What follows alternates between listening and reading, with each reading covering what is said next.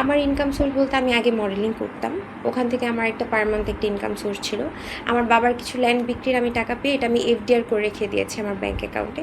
ওখান থেকে আমি কিছু টাকা পাই। আর হচ্ছে আমি এফডিআর ভেঙে কিন্তু ওকে ওর যে বড় বড় এক্সপেকটেশনগুলো, লাইক ওর এই বিএমডাব্লিউটা, ওর আগের বিএমডাব্লিউ বিক্রি করে নতুন বিএমডাব্লিউটা যে আমি কিনে দিয়েছি 15 লাখ টাকা অ্যাড করে। সো আমি আমার এফডিআর ব্যাঙ্ক টাকা বের করে করেই ওকে দিচ্ছি। আর বিভিন্ন সময় ফ্যামিলি থেকে পেতাম। মানে 1 বছর যাবত আমার কোনো আর্নিং নেই ভাইয়া, আমি জাস্ট আমার ব্যাংকের টাকাগুলোই শেষ করতেছি। আচ্ছা। আমার যে এক্স হাজব্যান্ডের ছবি ভাইরাল করা এটা কারো কাছেই নাই, এটা শুধু মামুনের আমার ফোন থেকে নিয়ে ওই নিজেই ভাইরাল করেছে।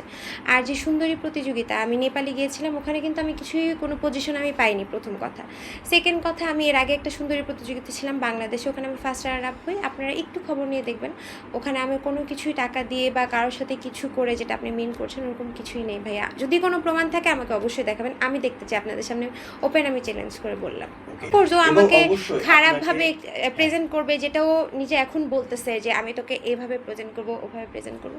ঠিক আছে, করুক, আমার কোনো সমস্যা নেই। আমি মার খেয়েছি, আমি টাকা খরচ করেছি, আমি সংসারও করতে চেয়েছি। হোয়াট এভার মাই পাস্ট, সে কী বলবে, আমার আগে বিয়ে হয়েছে, আগে সম্পর্ক ছিল, এটা আপনারাও জানেন, এটা আর লুকানোর কিছু নেই। আমি বিয়ের পরে ওর সাথে কীভাবে প্রতারণা, মানে আমি কি করেছি, কোনো প্রতারণা বা কোনো অ্যাফেয়ারে জড়িয়ে আছে কিনা, এটা আপনারা কাইন্ডলি ওর কাছ থেকে প্রমাণ এনে দিবেন আমার কাছ থেকে।